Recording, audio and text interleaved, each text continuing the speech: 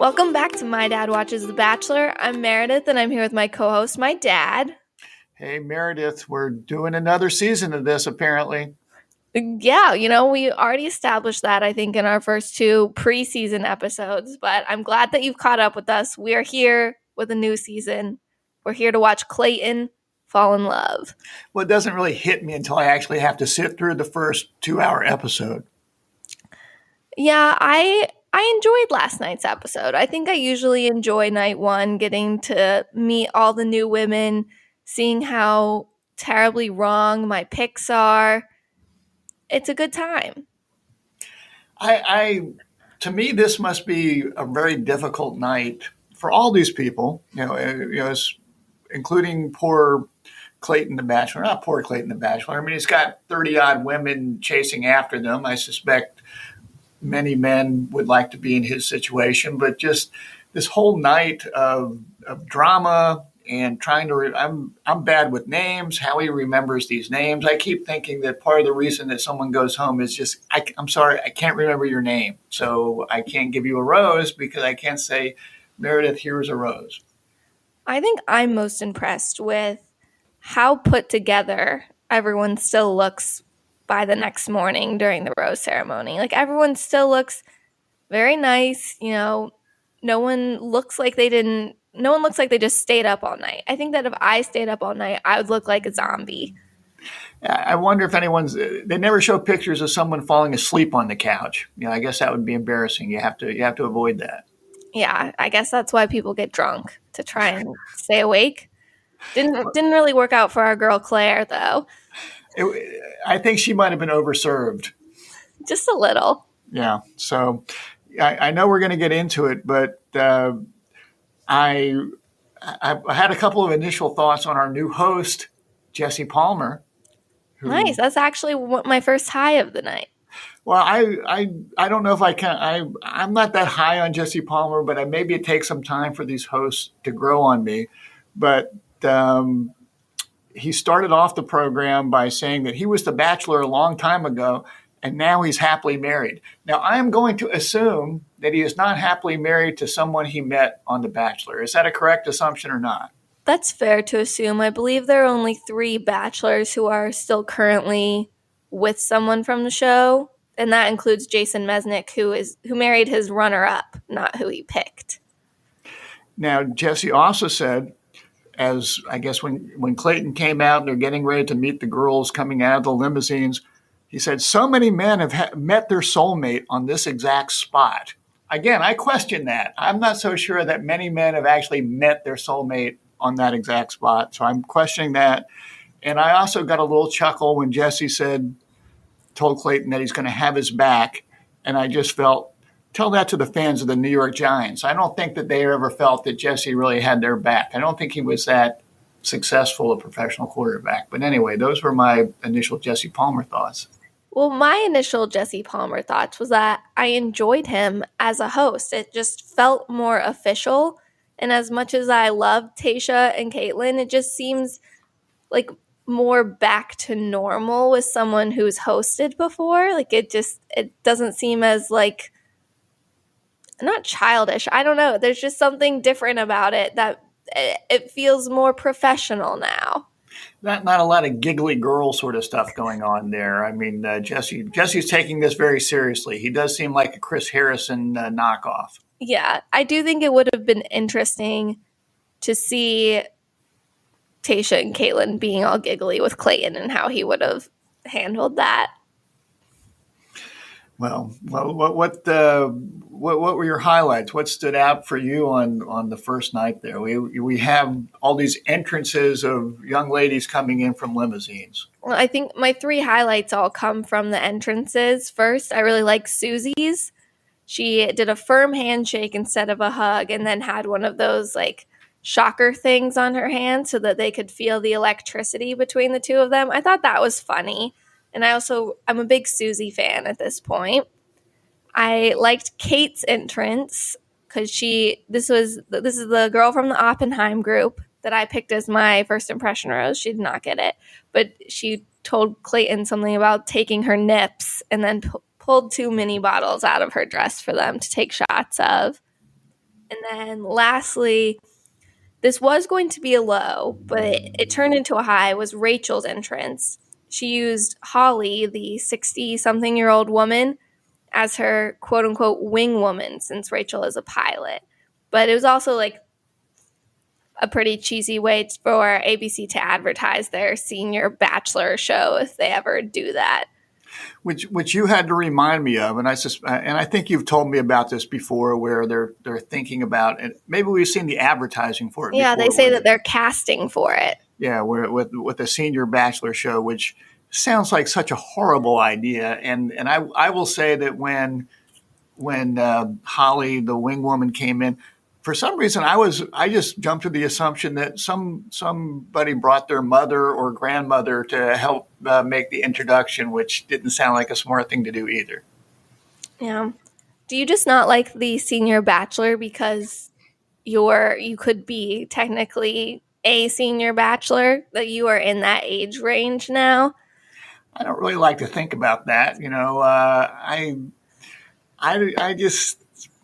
I think the sad truth of the matter is that if this program has whatever success this program has, is because it has attractive young people running around on it, attractive men, attractive women, and I'm just not sure you can make that work with a senior bachelor sort of type program. I guess it might have to be a little bit more intellectual, which seems like not a good fit for the franchise. Yeah, I think it'd be uncomfortable to see like 60-year-olds have all this petty drama. I agree. And let's leave it at that. Yeah, so listeners, I think that you can take this as we will not be podcasting if the senior bachelor ever makes an appearance. Correct. So, all right, what are your highs? Well, mine. You might classify these a little differently than I. I was amused by Clayton the first rose that he tries to give out to Sally, whose occupation is just engaged, I think, is her occupation, and is rejected. So I just found that amusing in different ways. Of Clayton, what are you doing? I think you're a big lug. You're about to meet 30 girls. History tells us that generally they're going to be interesting, attractive, and the first one that jumps off the rack, you're going to give a rose to. Come on, Clayton, calm down there. So I found that amusing. You might classify it as something else. I also was amused by the girls toasting each other in the limo in a very friendly type manner, when we know, even without seeing the previews, that at some point they're going to try to kill one another and scratch each other's eyes out. And at the end of the night, they're also, one of them says, I don't know which one, they were toasting the ladies that were still left there as the most beautiful and supportive women they've ever met in their life. That's funny. It's not going to work out that way, but I thought it was pretty funny. Yeah. I thought that was so weird. Like I don't remember a time when the contestants start really toasting at the end. Usually like the lead toasts, that's it. And then it seemed like everyone started wanting to make a toast, and it was very ironic that they're toasting to like the most supportive group of women.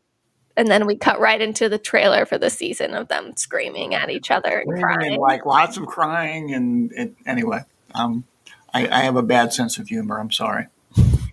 It was amusing. That's fair.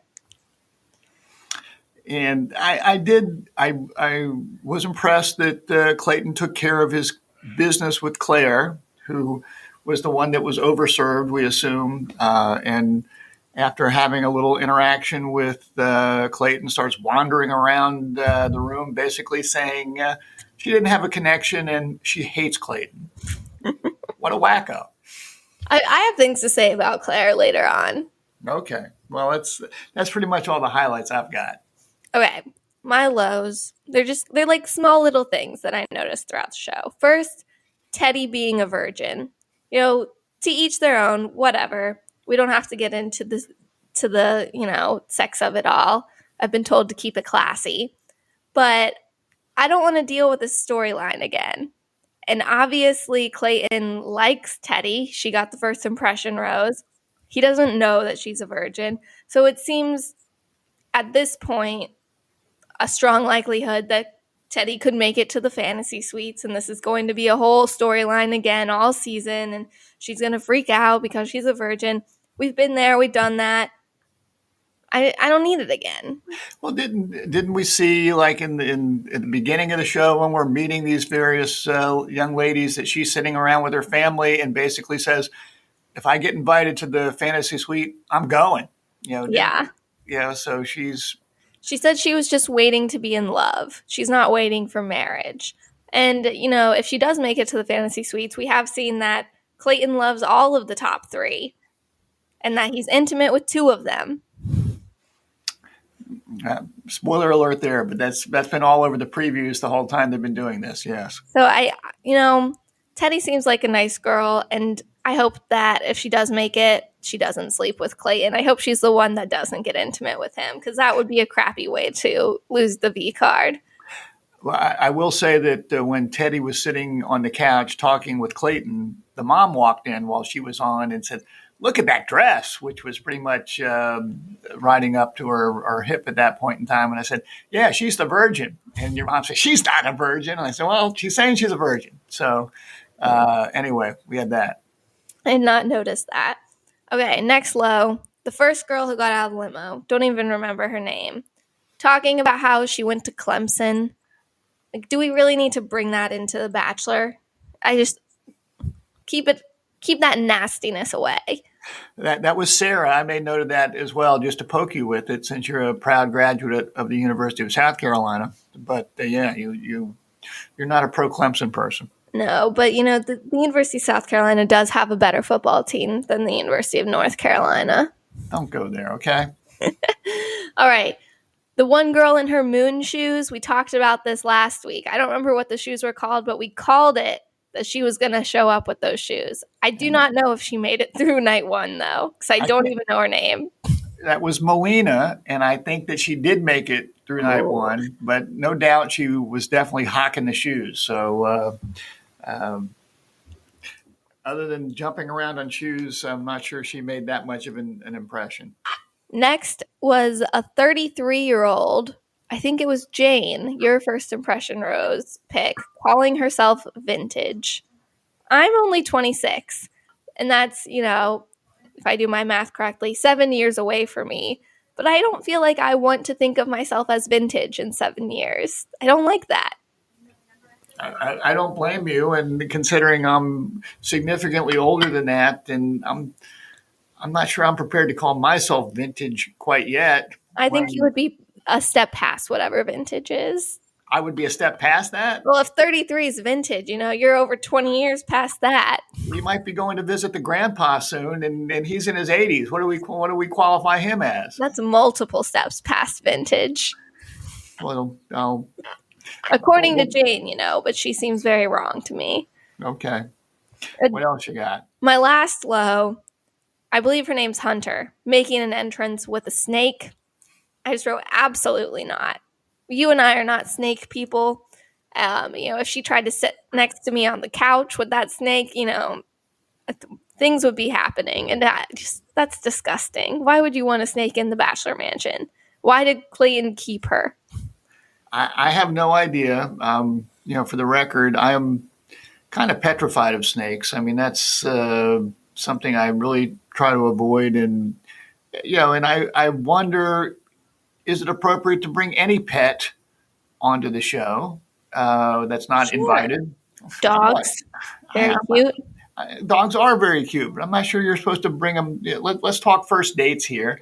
Are you bringing your dog on the first date unannounced? Don't you have to say, "Hey, is it okay if I bring my dog?"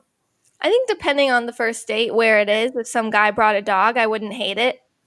Well, if you're going for a walk in the park, okay. If you're going out for a drink, probably you're not supposed to bring the dog. There's definitely been a season of The Bachelor. Couldn't tell you which one, that a girl brought her own dog, and Chris Harrison had to walk it around the Bachelor Mansion for a while, for a little bit that he did. Okay. But way better than a snake. At least dogs are universally liked. I just, yeah, definitely, I thought it was a real nutcase move to bring a snake onto the show. And I don't really even see how she explained why she was bringing a snake. Somebody's going to drive in the old car and say, I'm vintage. Okay. Did you feel the electricity with the handshake? I understand. But what's the snake supposed to She said symbolize? something about, she said something where she changed the word kiss to be hiss. I think that's a real reach. So, yeah, she was on my list of lowlights and bad things. Yeah. Okay. What other lows do you have? Well, I put Clayton down as having a low life. For when we first got introduced to Clayton,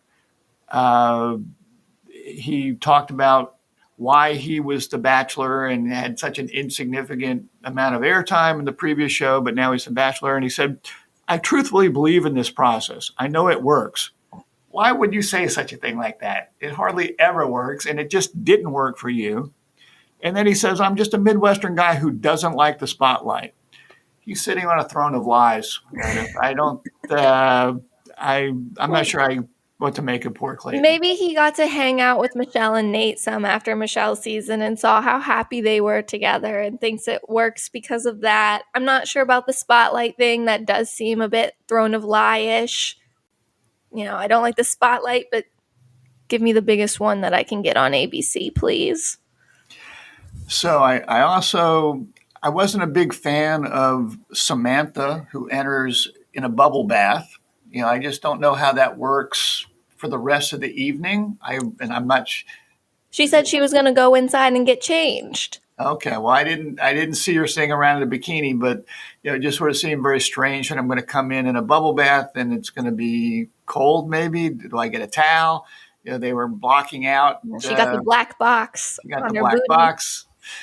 I wasn't a big fan of that. So, and in all seriousness, I think one of the real concerning parts of the show is at the end when they're doing the rose ceremony, a young lady, Tessa, is on camera, sweating out that she's not going to get a rose. She might not get a rose. And she's just feeling so inadequate in compared to the other people in the room. And it just feels so high school, mean girlish. And how we're comparing people in this sort of way. And it just felt very, very sad and awkward. So I felt bad for Tessa, who did get the last rose, I think. I don't know. But I think it just spoke to this whole uncomfortable, awkward process. Yeah, but if you go on the show and you get sent home night one, I think that's so humiliating because you can't tell anyone and everyone's going to be excited that you're on the show and then everyone's going to watch you getting sent home night one. I think the only thing worse is getting maybe like a hardcore villain edit and the whole country hating you. Just made me sad. So I felt bad for Tessa and the other girls, with perhaps the exception of Claire, who got what she deserved. Anyway. All right, well, let's talk about right reasons. Okay. I have two. Okay. First is Teddy the Virgin with her first kiss, first impression rose. She seemed very genuine and sweet to me. Like, I think that she really likes Clayton. I'm not sure why, but she seems very into him. Like, she just seems sincere. And I like that about her. She seems very young and innocent. I don't know if that's just because we know she's a virgin, but I like that about her.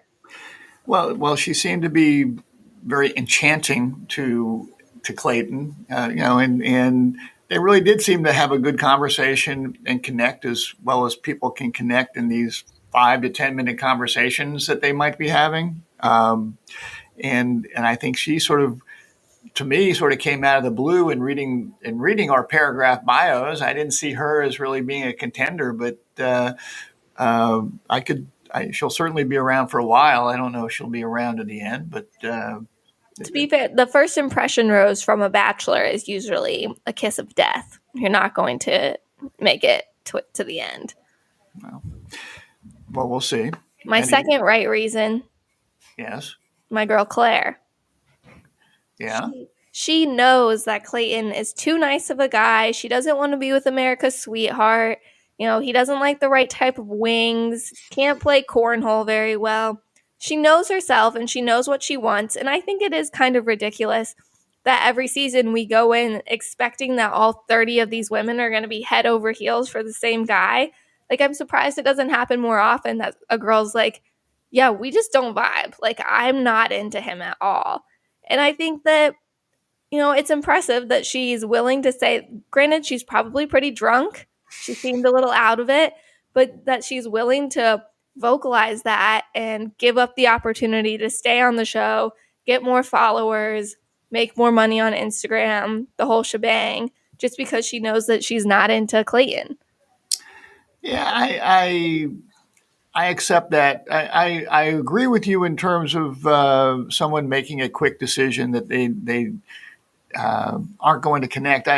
I wonder if any of these people can actually make a determination of whether they're going to connect or not connect in these small exchanges that they're having. I think the way they played this game is, hey, he's a handsome guy. Maybe I'm going to connect with him. I certainly want to stay around and go to some exotic locations. So I'll play the game for a while. I understand what you're saying. I think that Claire was more overserved than thinking about. I don't want to be here, but I could be wrong. I don't know. Yeah, I think, it could have been handled probably without saying she hated him so many times. But there's also part of me that wonders, maybe she was worried that Clayton thought it was a pretty uncomfortable experience between the two of them too. And she's like, I'm going to reject him before he gets a chance to reject me. I think that might have been a possibility as well. It's probably for the best. Claire, I remember, is a single mother. So as, humiliating as it'll be for her son to watch this back one day, at least she wasn't away from him for too long.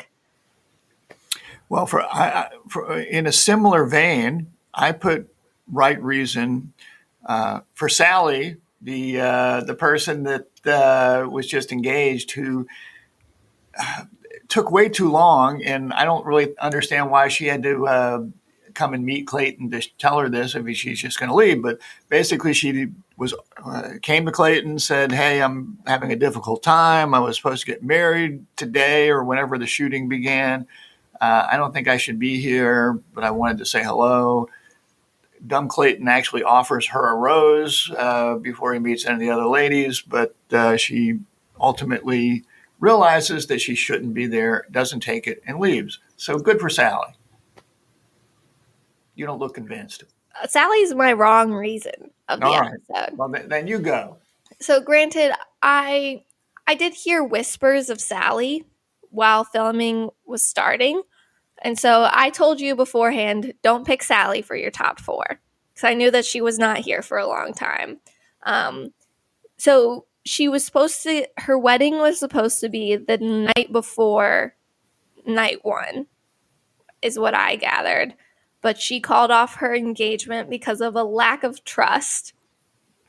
And to me, that seems like something that you would probably need to take more time for yourself to get over before throwing yourself into The Bachelor.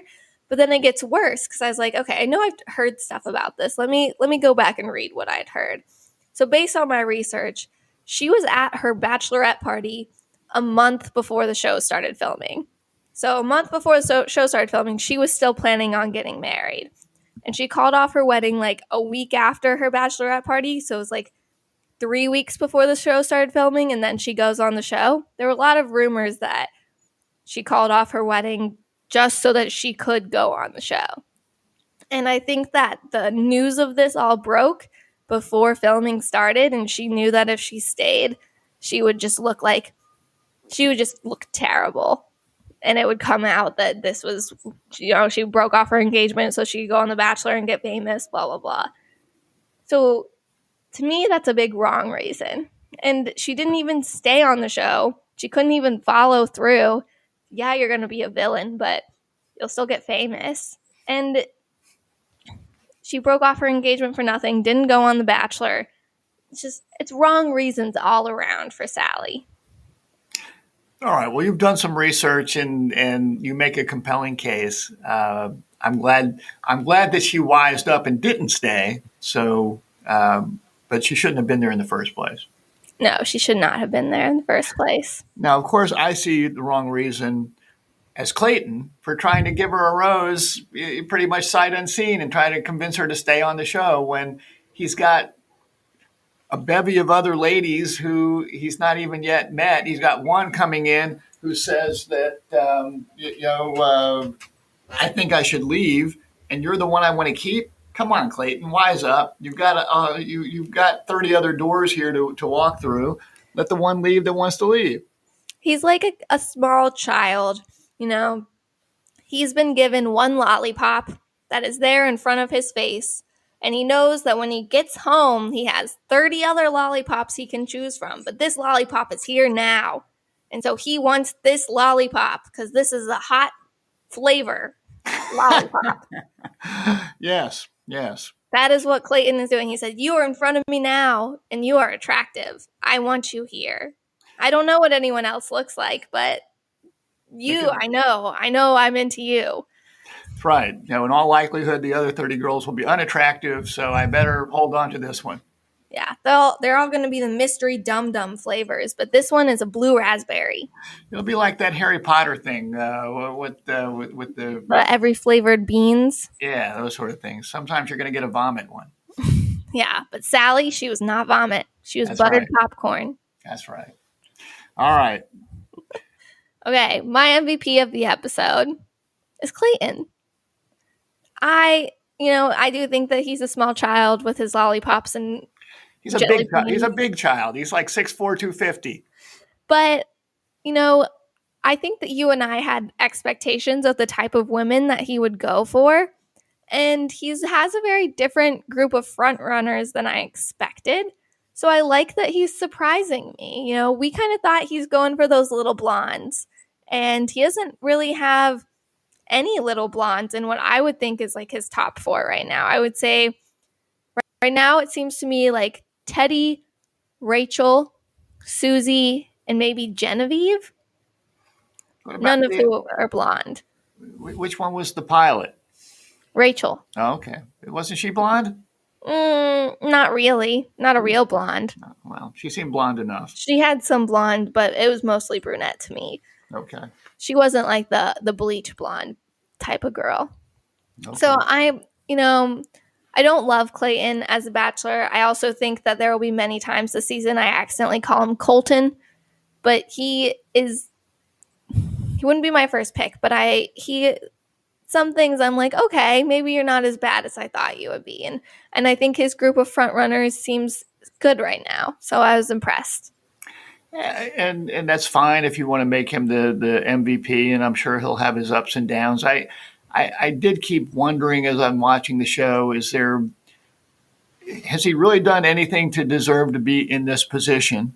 Which we can debate whether it's a good position to be in or a bad position to be in, but he's got, 30 ladies chasing after him.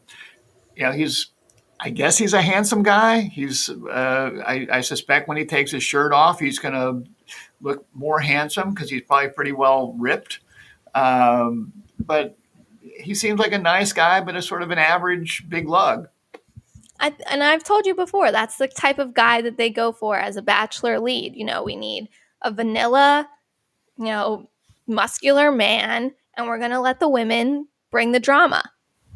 Well, from what we're seeing in our previews, there's going to be a lot of drama coming our way. Mm-hmm. Now, before we get into some fatherly advice, I would like to do a little catch up on our picks from last episode. Okay.